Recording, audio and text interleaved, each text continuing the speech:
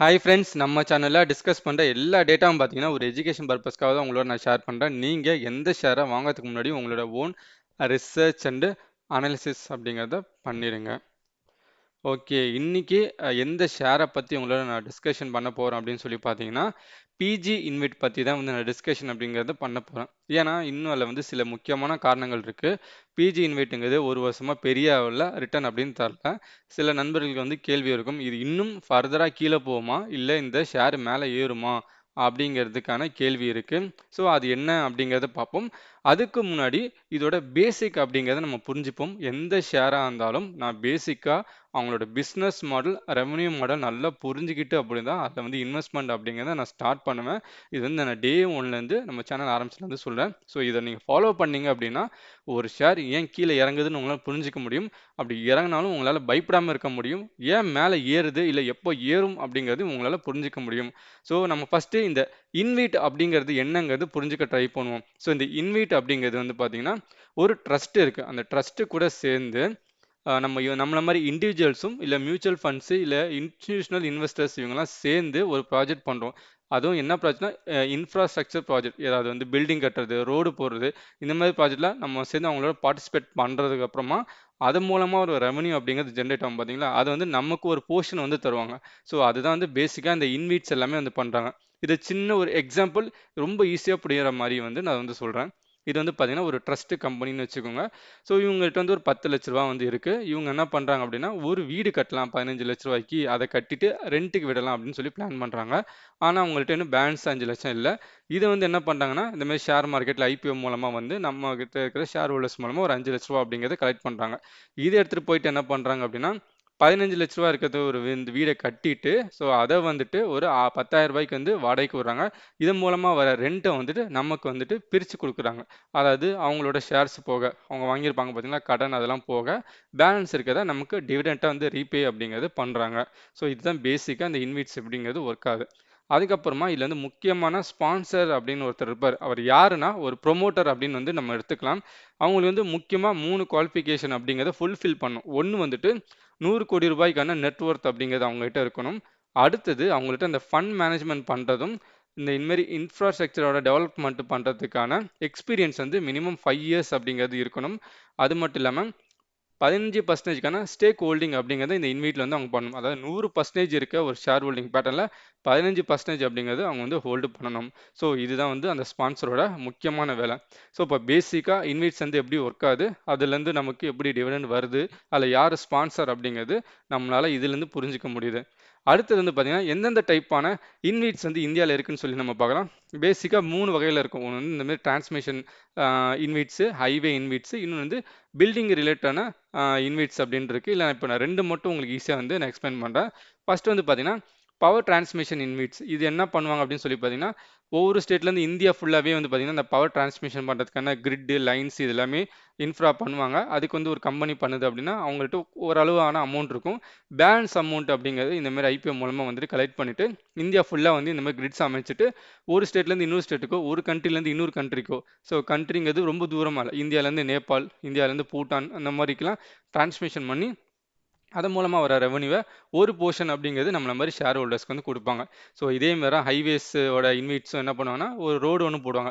ஒரு 1000 கிலோமீட்டருக்கு 2 ஊரை வந்து கனெக்ட் பண்ண மாதிரி ரோடு போடுறாங்க அப்படின்னா அதுக்கான அமௌண்ட்ஸ் அவங்க கிட்ட இருக்கிறதும் நம்ம கிட்ட இருக்கிறதும் சேர்ந்து ரோடு போட்டதுக்கு அப்புறமா டோல் வச்சுட்டு டோல் மூலமாக வர அமௌண்ட் எடுத்து அதில் ஒரு போர்ஷனை வந்து நமக்கு ரெவன்யூவாக டிவிடெண்ட் மூலமாகவும் இல்லை வந்து டேரெக்டாக அக்கௌண்ட்டில் வர மாதிரியும் வந்து செய்வாங்க. ஸோ பேசிக்காக இந்த மாதிரி டைப்ஸு இன்வைட்ஸ் தான் வந்து இருக்குது. ஸோ இது மூலமாக நம்ம அடுத்தது நம்ம பிஜி இன்வைட் வந்து எப்படி அவங்களோட பிஸ்னஸ் மாடல் ஒர்க் ஆகுது அப்படின்னு சொல்லி பார்ப்போம்.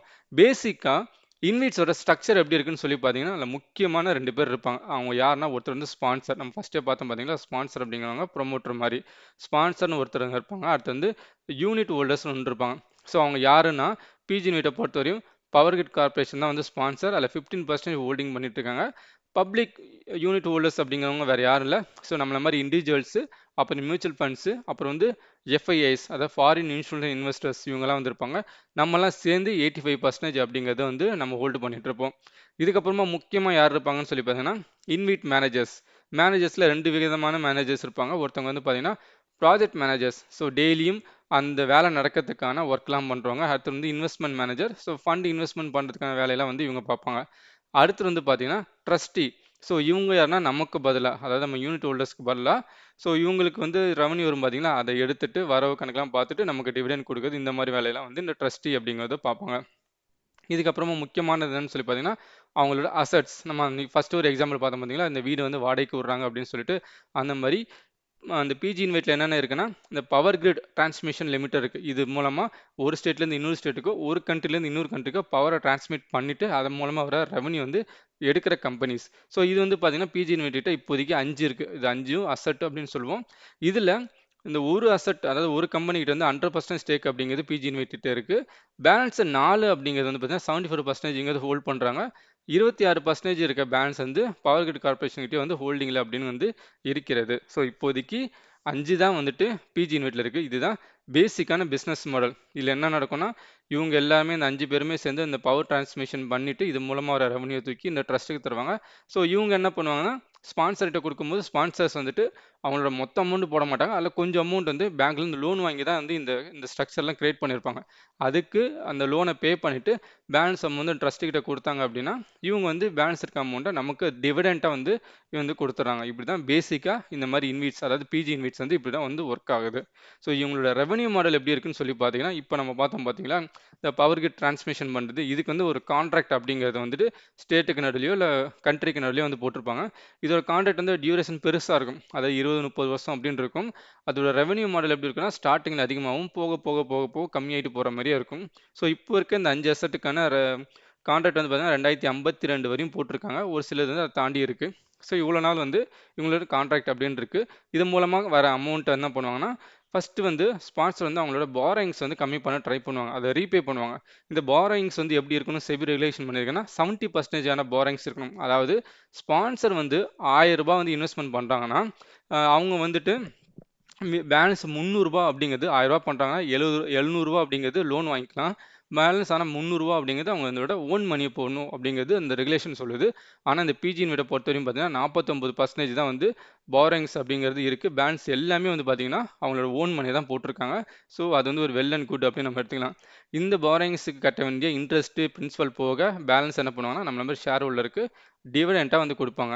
ஸோ இந்த ரெவன்யூ எப்போ இன்க்ரீஸ் ஆகும் அப்படின்னு சொல்லி பார்த்தீங்கன்னா, இப்போதைக்கு 5 அசட் தான் இருக்குது. இது நாளாக நாளாக 10, 15 பில்டிங் கட்டி, ஸோ இன்னும் நிறைய பில்டிங்னா கிரிட்ஸ் கட்டி நிறைய டிரான்ஸ்மிஷன் பண்ணாங்கன்னா கண்டிப்பாக இதோட ரெவன்யூங்கிறது அதிகமாகிட்டே போகும். ஸோ இப்போ இதுமாரி பண்ணால் ரெவன்யூங்கிறது அதிகமாகிட்டே போகும். இதுதான் பேசிக்கான இவங்களோட ரெவன்யூ மாடல் அப்படிங்கிறது. அடுத்தது இந்த பிஜி இன்வெட்டில் என்னென்ன அட்வான்டேஜ் இருக்குது, டிஸ்அட்வான்டேஜ் இருக்குன்னு நம்ம பார்க்கலாம். அது பார்க்கறதுக்கு முன்னாடி உங்களுக்கு இந்த மாதிரி டேட்டாஸ்லாம் தேவைப்பட்டுச்சு அப்படின்னா நம்ம சேனல் வந்து சப்ஸ்கிரைப் பண்ணுங்கள். இது வந்து எனக்கு ஒரு மோட்டிவேஷனாகவும் உங்களுக்கு இந்த மாதிரி டேட்டாஸ்லாம் உங்கள் கையில் இருக்க மொபைல் ஃபோனுக்கே வந்து சேரும். ஸோ இதில் இருக்க அட்வான்டேஜ் என்ன, இந்த பிஜி இன்வெட்டில் என்ன அட்வான்டேஜ் இருக்குன்னா, ஃபஸ்ட் வந்து பிஸ்னஸ் மாடல். இதை வந்து நான் ஒரு அட்வான்டேஜாக பார்க்குறேன். ஏன்னா இப்போது நார்மலாக ஒரு கார் கம்பெனியோ இல்லை வேறு ஏதாவது கம்பெனி இருக்குது அப்படின்னா இன்னும் ஒரு காம்படிட்டர் ஈஸியாக வந்துடுவாங்க. பட் அப்படி இல்லை. இது வந்து ஒரு இன்ஃப்ரா. இந்தியா ஃபுல்லாக பவர் கிரிட் வந்து செட் பண்ணி அதெல்லாம் ஒயரிங் பண்ணி இதெல்லாம் பண்ணுறதுங்கிறது ஒரு மிகப்பெரிய ப்ராசஸ். ஸோ அது ஆல்ரெடி இவங்க பண்ணியிருக்கனால மிகப்பெரிய காம்படிட்டர் அப்படிங்கிறது புதுசாக வந்து ஜென்ரேட் பண்ண முடியாது. அதனால் இவங்களோட பிஸ்னஸ் வந்து ஸ்டேபிளாக வருஷக்கணக்காக அப்படிங்கிறது இருக்கும் அப்படிங்கிறது என்னோட மிகப்பெரிய எதிர்பார்ப்பு. இல்லை மிகப்பெரிய காம்படிட்டர் அப்படிங்கிறது உருவாக மாட்டாங்க. ரெண்டாவது வந்து இவி பூம். ஸோ என்ன இந்த இவி பூம் பார்த்தீங்கன்னா, எலக்ட்ரிக்கல் வெஹிக்கிள் எவ்வளோ அதிகரிக்கிறோ அதுக்கேற்ற மாதிரினா பவர் டிமாண்ட் அப்படிங்கிறது அதிகமாகும். ஸோ பவருங்கிறது ஒரே இடத்துல பண்ண முடியாது. இந்தியாவில் வெவ்வேறு இடத்துல வெவ்வேறு பவர்ஸ் வந்து பண்ணுவோம். காலநிலைக்கு ஏற்ற மாதிரி கோல் மூலம் பண்ணுவோம். ஸோ ரினியூவல் எனர்ஜியில் பண்ணுவோம். அங்கே காற்றடிக்கும், அங்கேருந்து திருப்பியும் விண்டு மூலமாக இங்கே அனுப்புவோம். அதனால் பவர் டிரான்ஸ்மிஷன் அப்படிங்கிறது நிறைய நடக்கும். அப்படி நடந்ததுன்னா இவங்களோட ரெவன்யூம் அதிகமாகிட்டே போகும். அடுத்தது வந்து பார்த்திங்கன்னா எலக்ட்ரிசிட்டி நீட். இன்னும் வரக்கூடிய காலங்களில் எலக்ட்ரிசிட்டி அப்படிங்கிறது முக்கியமான பங்கு வகிக்கும். ஏன்னா எல்லாத்துக்கும் நம்ம எலக்ட்ரானிக்ஸ் டிவைஸ் யூஸ் பண்ணனால எலக்ட்ரிசிட்டி அப்படிங்கிறது வளர ஆரம்பிக்கும். அப்படி வளர ஆரம்பிச்சிச்சுன்னா இந்த மாதிரியான டிரான்ஸ்மிஷன் லைனுக்கு லாபம் அப்படிங்கிறது இன்க்ரீஸ் பண்ணி கொடுக்கும். ஸோ லாஸ்ட்டாக நான் என்ன அட்வான்டேஜ்னு பார்க்குறேன், டிவிடெண்ட். அஸ் இன்வெஸ்டராக நான் போட்ட ஒரு அமௌண்ட்டுக்கு ஒரு டிவிடெண்ட் அப்படிங்கிறது இந்த ஷேர்லேருந்து எனக்கு வந்துக்கிட்டே இருக்குது. இதில் என்னென்ன டிஸ்அட்வான்டேஜ் இருக்குன்னு நான் சொல்லி பார்க்குறேன் அப்படின்னா, இவங்க வந்து கடன் அப்படிங்கிறது வாங்கியிருக்காங்களா பேங்க்லேருந்து, அதோட இன்ட்ரெஸ்ட் ரேட் அப்படிங்கிறது இன்க்ரீஸ் ஆகிட்டே போகுது அப்படின்னா கண்டிப்பாக இவங்க கட்டக்கூடிய கடனும் சரி அந்த லோன் அமௌண்ட்டோட இன்ட்ரெஸ்ட் அதிகமாகிட்டே போகும். அது வந்து என்ன பண்ணுன்னா நமக்கு தரக்கூடிய டிவிடெண்ட்டை வந்து கம்மி பண்ண பார்க்கும். ஸோ என்ன பண்ணுவாங்க, இன்ட்ரெஸ்ட் ரேட் திடீர்னு அதிகமாச்சுன்னா அதிகமான அமௌண்ட் கட்டுற மாதிரி இருக்கும். அப்போ என்ன பண்ணுவாங்கன்னா நமக்கு தரக்கூடிய டிவிடெண்ட் கம்மியாயிட்டு அங்கே இன்ட்ரெஸ்ட்லேயே வந்து அதிகமாக போயிடும். அடுத்தது அசட் மெயின்டெனன்ஸ். அசட் மெயின்டெனன்ஸ் என்ன நடக்கும்னு சொல்லி பார்த்தீங்கன்னா, இப்போ வந்துட்டு 5 அசட்ஸ் இவங்ககிட்ட இருக்குது. அதுக்கான மெயின்டெனன்ஸ் அப்படின்னு நடந்துட்டு இருக்கு. இது நாளாக நாளாக என்ன ஆகும்னா அந்த அசட்ஸ் வந்து ரிப்பேர் ஆக ஆரம்பிக்கும். அதை ரீப்ளேஸ்மெண்ட் பண்ண ஆரம்பிக்கணும். ஸோ கான்ட்ராக்ட் முடியும் போது இவங்களோட அசட் இன்க்ரீஸ் ஆகல, மெயின்டெனன்ஸ் அதிகமாகிட்டே போகுதுன்னா அதுலேயும் கணிசமாக காஸ்ட்டுங்கிறது போயிடும். நமக்கு வரக்கூடிய டிவிடெண்ட் அப்படிங்கிறது கம்மியாகிட்டே போகும். அடுத்த டிஸ்அட்வான்டேஜ்னு பார்த்தீங்கன்னா கான்ட்ராக்ட் எக்ஸ்பைரி. நம்ம பார்த்தோம் பார்த்தீங்கன்னா 30 வருஷம் 40 வருஷம் கான்ட்ராக்ட் இருக்குன்னு அது முடிஞ்சதுக்கு அப்புறமா திருப்பி ரினியூவல் பண்ணலை, சரி இல்லை இப்போ ஒரு கண்ட்ரிலேருந்து இன்னொரு கண்ட்ரி நம்ம பண்ணிட்டு இருக்கோம், அதில் வந்து பார்த்தீங்கன்னா கான்ட்ராக்ட் முடிஞ்சிருச்சுன்னா இல்லை இப்போ இந்தியா கிட்டேருந்து வேணாம் நான் வேறு கண்ட்ரிகிட்டேருந்து வாங்கிக்கிறேன் அப்படின்னு சொல்லி நேபாள் சொல்லிட்டாங்க அப்படின்னா நமக்கு என்ன ஆகும்னா அதுலேருந்து வரக்கூடிய இன்கம் அப்படிங்கிறது கட் ஆகிடும். ஸோ அந்த மாதிரி நடக்கும் பட்சத்தில் கண்டிப்பாக அது ஒரு டிஸ்அட்வான்டேஜாக நான் வந்து பார்க்குறேன். அடுத்து வந்து பார்த்தீங்கன்னா ஸ்பான்சரில் என்ன டிஸ்அட்வான்டேஜ் இருக்குன்னு சொல்லி பார்த்தீங்கன்னா, ஸ்பான்சர் அப்படிங்கிறது நம்ம வந்து ஃபஸ்ட்டு நம்ம வந்து பார்த்தோம்னா 15% ஸ்டேக் அப்படிங்கிறது ஹோல்டு பண்ணணும் அப்படிங்கிறத வந்துட்டு செபி ரெகுலேட் பண்ணியிருக்காங்க. இப்போது அதில் வந்து பார்த்தீங்க அப்படின்னா என்ன சொல்லியிருக்காங்கன்னா, ஃபஸ்ட்டு 3 வருஷம் தான் லாக்இன் பீரியடு 15% ஹோல்ட் பண்ணணும்னு சொல்லிட்டு அதுக்கப்புறம் 3லேருந்து 5 வருஷம், அதாவது 3 வருஷம் முடிஞ்சதுக்கப்புறமா 3லேருந்து 5 வருஷம் வரையும் 5% வந்து ஹோல்டு பண்ணிக்கலாம் அப்படின்னு வந்து சொல்கிறாங்க. ஸோ தட் மீன்ஸ் 10% அப்படிங்கிறத அவங்க செல்லிங் பண்ணிக்கலாம் அப்படின்னு. அப்படி ஸ்பான்சர் செல் பண்ண ஆரம்பிச்சிட்டாங்கன்னா கண்டிப்பாக இந்த பிஜி இன்வெர்ட்டுங்கிறது இறங்க ஆரம்பிக்கும். ஸோ இப்போ வந்து பார்த்தீங்கன்னா எப்போ ஐபிஓவில் வந்திருக்காங்கன்னா ஐபிஓ மே 2021 அப்போ உள்ளே வந்திருக்காங்க. ஆல்மோஸ்ட் வந்து கரெக்டாக இப்போ 3 வருஷம் கிட்ட ஆக போகுது. இவங்க அந்த லாக்கிங் பீரியட் முடிஞ்சிட்டு கொஞ்சம் செல் பண்ணணும்னு நினச்சாங்கன்னா இந்த ஷேருங்கிறது கீழே இறங்க ஆரம்பிச்சிடும். அது மட்டும் இல்லாமல் இயர் ஆக ஆக அவங்களோட இதை வந்து கம்மி பண்ணிக்கலாம் அப்படின்னு சொல்லியிருக்காங்க. அதேமாரி இவங்க வந்து செல் பண்ண ஆரம்பிச்சாங்கன்னா கீழே இறங்க ஆரம்பிச்சிடும். ஸோ இதுவும் வந்து ஒரு டிஸ்அட்வான்டேஜாக வந்து நான் பிஜி இன்வெர்ட்டில் வந்து நான் வந்து பார்க்குறேன். அடுத்தது இந்த ஷேர் வந்து எப்போ மேலே ஏறும், இந்த ஷேருங்கிறது பார்த்தீங்கன்னா கீழே இறங்கிக்கிட்டே இருக்குது. ஸோ எப்போ மேலே ஏறும்னு சொல்லி பார்த்தீங்கன்னா இப்போ இதோட பிஸ்னஸ் ரெவன்யூ மாடலாம் வச்சு நம்ம பார்க்கும்போது எப்போ ஏறதுக்கு சான்ஸ் இருக்குன்னா, ஒன்று வந்து இதோட இன்ட்ரெஸ்ட் ரேட் அப்படிங்கிறது கட் பண்ணுவோம். ஸோ என்னென்னா பாரோயிங்ஸ் அப்படிங்கிறது கட்டிட்டு இருக்காங்க, பேங்க்கில் தரக்கு இன்ட்ரெஸ்ட் ரேட் அப்படிங்கிறது கம்மி பண்ண ஆரம்பிச்சிட்டாங்க அப்படின்னா ஸோ இவங்க கட்ட வேண்டிய அமௌண்ட்டுங்கிறது கம்மியாகும். அப்போ என்ன ஆகும்னா இன்வெஸ்டர் ஆட்டோமேட்டிக்காக இந்த ஷேர்ஸ் அட்ராக்ட் பண்ணும், இந்த ஷேர்ஸுங்கிறது மேலே ஏற ஆரம்பிக்கும். அடுத்து வந்து பார்த்தீங்கன்னா டேரிஃபோட ரேட்டு. ஸோ ஒரு கண்ட்ரிலேருந்து இன்னொரு கண்ட்ரிக்கோ இல்லை இன்னொரு ஸ்டேட்லேருந்து இன்னொரு ஸ்டேட்டுக்கோ டிரான்ஸ்மிஷன் பண்ணுறதுக்கு ஒரு அமௌண்ட், ஒரு யூனிட்டுக்கு இவ்வளோ அமௌண்ட்டோ இல்லை ஒரு டிரான்ஸ்மிஷனுக்கு இவ்வளோ அமௌண்ட் அப்படிங்கிறத கவர்மெண்ட் ஃபிக்ஸ் பண்ணியிருப்பாங்க.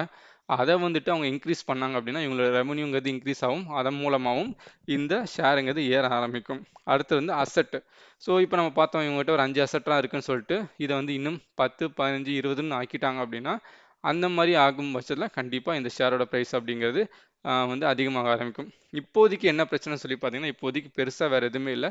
இன்ட்ரெஸ்ட் ரேட் அதிகமாக இருக்கிறதுனால அதில் அவங்க ரீபே பண்ணுறதுக்கான அமௌண்ட்டுங்கிறது அதிகமாக போயிட்டுருக்கு. ஸோ அதனாலே நிறைய இன்வெஸ்டர்ஸ் இதுலேருந்து வெளில போக ஆரம்பிச்சிட்டாங்க. ஸோ யார் யார் வந்து இதில் இன்வெஸ்ட்மெண்ட் பண்ணலாம் அப்படின்னு சொல்லி பார்த்தீங்கன்னா இந்த ஸ்விங் ட்ரேடிங் பண்ணுறாங்க பார்த்தீங்களா, இவங்களுக்குலாம் இந்த மாதிரியான ஷேருங்கிறது செட்டே ஆகாது. அடுத்தது இந்த மாதிரி பிஜி இன்வெர்ட்லாம் வந்து பார்த்தீங்க அப்படின்னா நம்ம நல்லா பார்த்தோம், ஒரு பெரிய காஸ்ட்டில் வாங்காமல் எவ்வளோ முடியுதோ அந்த அளவுக்கு லோ காஸ்ட்டில் மட்டும்தான் இந்த ஷேர்ஸ் எல்லாம் வந்து கண்டிப்பாக நம்ம ஃபோக்கஸ் பண்ணணும். ஏன்னா இப்போது இவங்ககிட்ட இருக்க சவால்கள்லாம் என்ன நம்ம பார்த்தோம், இன்ட்ரெஸ்ட் ரேட் அதிகமாகுது, அப்புறம் வந்து பார்த்தீங்க அப்படின்னா இவங்களோட அசட்டுங்கிறது இன்க்ரீஸ் பண்ணணும். ஸோ இந்த மாதிரிலான பிரச்சனைகள் அப்படிங்கிறது இருக்குது. இதெல்லாம் வந்துட்டு இப்போ கம்மியாகுது. இப்போது திடீர்னு வந்துட்டு இப்போ கவர்மெண்ட் ஜஸ்ட்டு பட்ஜெட்டில் வந்துட்டு நாங்கள் வந்து இன்ஃப்ரா வந்து நிறைய டெவலப் பண்ண போகிறோம், பர்டிகுலராக பவர் இன்ஃப்ராவை டெவலப் பண்ண போகிறோம் அப்படின்னு சொல்லி ஏதோ ஆர்டர்லாம் கொடுத்துட்டாங்க அப்படின்னா கண்டிப்பாக இந்த ஷேருங்கிறது கடகடன்னு மேலே ஏற ஆரம்பிச்சிடும். ஸோ அந்த மாதிரி இருக்க இந்த தமிழில் நமக்கான லாபம் அப்படிங்கிறது அதிகமாகும். பட் இப்போது அந்த மாதிரியான நியூஸஸ் எதுவுமே இல்லை. இவங்க அசட்டும் வந்து இன்க்ரீஸ் ஆகலை, 3 வருஷம் ஆயிடுச்சு, 5 தான் இன்னும் வச்சுருக்காங்க, ஒன்று கூட ஆட் பண்ணவே இல்லை. ஸோ எந்த பாசிட்டிவ் நியூஸும் இல்லாதனால எவ்வளோ முடியுமோ இந்தமாரி இன்வெஸ்ட்ஸில் வந்துட்டு லோ காஸ்ட்டை வந்து நம்ம இன்வெஸ்ட் பண்ணால் ரொம்ப நல்லது. எக்காரணத்துக்கு ஒன்றும் இதில் வந்து ஒரு லம்சம் அமௌண்ட் அப்படிங்கிறது போடவே கூடாது. ஸோ இந்த ஷேர் இன்னும் கீழே போகிறதுக்கு வாய்ப்பு இருக்குது. எப்படி இருக்குன்னா இப்போ தான் நம்ம பார்த்தோம், அந்த ஸ்பான்சர் அப்படிங்கிறவங்க வந்து பார்த்தீங்கன்னா 15% வந்து 3 வருஷம் லாக்கிங் பீரியட் முடிஞ்சதுக்கப்புறம் கம்மி பண்ணிக்கலாம் அப்படின்னு சொல்கிறாங்க. திடீர்னு கம்மி பண்ணிட்டாங்க அப்படின்னா நமக்கு லம்சமாக போட்டு நீங்கள் மாட்டினீங்க அப்படின்னா கண்டிப்பாக மிகப்பெரிய அடி வரும். முடிஞ்ச வரையும் எஸ்ஐபியில் கொஞ்சம் கொஞ்சமாக நம்ம வந்து போட்டு வேணால் வந்து இன்வெஸ்ட்மெண்ட் அப்படிங்கிறது பண்ணலாம். அது கூட வந்து பார்த்திங்கன்னா நம்மளால் எவ்வளோ கம்மியாக போட முடியுமோ அந்த அளவுக்கு போட்டு கொஞ்சம் கொஞ்சமாக வந்து வாங்கி வச்சுக்கலாம். ஸோ இப்போது பேசிக்கான அண்டர்ஸ்டாண்டிங் எல்லாமே நமக்கு கிடச்சிது, இன்வெஸ்ட்னா என்ன, ஸோ அதுக்கப்புறமா அதோட மாடல்ஸ் எப்படி இருக்குது, பிஜி யூனிட் எப்படி ஒர்க் ஆகுது, அவங்களோட ரெவன்யூ மாடல் எப்படி வருது, ஸோ எந்த காரணத்துக்காக இறங்குது, எந்த காரணம் வந்தால் மேலே ஏறும் அப்படின்னு நம்ம புரிஞ்சிக்க முடியுது. இப்போது ஏன் இறங்கியிருக்குன்னா இந்த ஷேர் ஐபிஓ வந்ததுக்கு அப்புறமா அதோட அசட் அப்படிங்கிறது ஆட் ஆகவே இல்லை. 5லேருந்து அப்படியே இருக்குது. இன்னும் கூட ஆட் ஆகும் பட்சத்தில் கண்டிப்பாக இந்த ஷேர் அப்படிங்கிறது ஏறும். அந்த மாதிரி நியூஸ் எதுவுமே இல்லை. அடுத்து வந்து பார்த்தீங்கன்னா இப்போதைக்கு இன்ட்ரெஸ்ட் ரேட்டுங்கிறது அதிகமாகிட்டு இருக்குது. அவங்க கட்டக்கூடிய அமௌண்ட் அப்படிங்கிறதும் அதிகமாகிட்டே இருக்குது. அடுத்தது அந்த அசட்டுக்கு செலவு பண்ணுற அந்த காசுங்கிறது அதிகமாகிட்டே இருக்குது. ஏன்னா அது பேலன்ஸ் ஷீட்லேயே அவங்க வந்து போட்டிருக்காங்க, இந்த மாதிரி வந்து இந்த அசட்டுக்கு இவ்வளோ இன்வெஸ்ட்மெண்ட் பண்ணிட்டு இருக்கேன்னு சொல்லிட்டு. ஸோ இந்த காரணத்துக்காக தான் இந்த இன்வைட் அப்படிங்கிறது இப்போதைக்கு இறங்கிட்டு இருக்கு. ஸோ இப்போ அடுத்தது எப்போ ஏறும்னு சொல்லி பார்த்தீங்கன்னா இன்ட்ரெஸ்ட் ரேட் கம்மியாயிடுச்சு அப்படின்னா கண்டிப்பாக கொஞ்சம் ஏற ஆரம்பிச்சிடும். அடுத்தது வந்து பார்த்தீங்கன்னா இல்லை இந்த கவர்மெண்ட் மூலமாக ஸோ ஏதாவது ஆர்டர் கிடைக்குது, ஃபார் எக்ஸாம்பிள் இந்த பட்ஜெட்டில் வந்துட்டு பவர் கிரிட்டுக்கு வந்துட்டு நாங்கள் இவ்வளோ அமௌண்ட் போட போகிறோம், இல்லை இந்த ப்ராஜெக்ட்ஸ்லாம் எடுத்துன்னு வர போகிறோம் அப்படின்னு சொல்லிட்டாங்கன்னா கண்டிப்பாக இது வந்து ஏற ஆரம்பிச்சிடும். அப்புறம் வந்து அசட் அப்படிங்கிறது ஆட் ஆக ஆரம்பிச்சிச்சு. இப்போ 5 தான் இருக்குது, இன்னும் 6 7 ஆட் ஆக ஆரம்பிச்சிச்சுன்னா அது மூலமாகவும் நல்ல ரெவன்யூ கிடைக்கும். இல்லை ஒரு கண்ட்ரி டு இன்னொரு கண்ட்ரிக்கான ஆர்டர்ஸ் ஏதாவது வந்து நேபாள், பூட்டான் பக்கத்தில் ஏதாவது ஒரு கண்ட்ரி, பங்களாதேஷ் ஏதாவது ஒன்று கிடைக்குது கவர்மெண்ட் மூலமாக, அதுக்கு வந்து இன்ஃப்ரா டெவலப்மெண்ட் ஏதாவது பண்ணுறாங்க அப்படின்னாலும் ஏற ஆரம்பிச்சிடும். ஸோ இதில் எந்த நியூஸஸ் வந்தாலும் இந்த பிஜி இன்வெட்டுங்கிறது ஏறும். இந்த மாதிரி கெட்ட நியூஸ் எது வந்தாலும் இறங்க ஆரம்பிச்சிக்கும். ஸோ ஓவராலாக நமக்கு இதுலேருந்தே தெரியுது பிஜி இன்வெட் எதனால் ஏறும் எதனால் இறங்கும்னு சொல்லிட்டு. இதன் மூலமாக உங்களுக்கு ஓவராலாக கிளியர் பிக்சர் இன்வைட்டில் வந்து கிடச்சிருக்கும். ஸோ இன்வெஸ்ட்மெண்ட் பண்ணலாமா வேணாமா அப்படிங்கிற முடிவுங்கிறத நீங்கள் எடுத்துருங்க. இது இல்லாமல் இந்த பிஸ்னஸோட வேறு இன்சைட்ஸ் ஏதாவது இருந்தாலும் கமெண்ட் செக்ஷனில் போடுங்க. அதை நம்ம எல்லாருமே வந்து தெரிஞ்சுக்கலாம். இன்றைக்கி இருக்கிற பிஜி இன்வைட்டோட டேட்டா கிளியராக நான் சொல்லியிருப்பேன்னு நினைக்கிறேன். இதன் மூலமாக உங்களால் தெளிவான ஒரு ஐடியாலஜிக்கு வர முடிஞ்சிருக்கும். நம்ம வீடியோ பிடிச்சினா கண்டிப்பாக லைக் பண்ணுங்கள், கமெண்ட் பண்ணுங்கள், உங்கள் ஃப்ரெண்ட்ஸ் அண்ட் ரிலேட்டிவ்க்கு நம்ம சேனல் அப்படிங்கிறத சஜஷன் அப்படின்னு பண்ணுங்கள். தேங்க்ஸ் ஃபார் வாட்சிங்.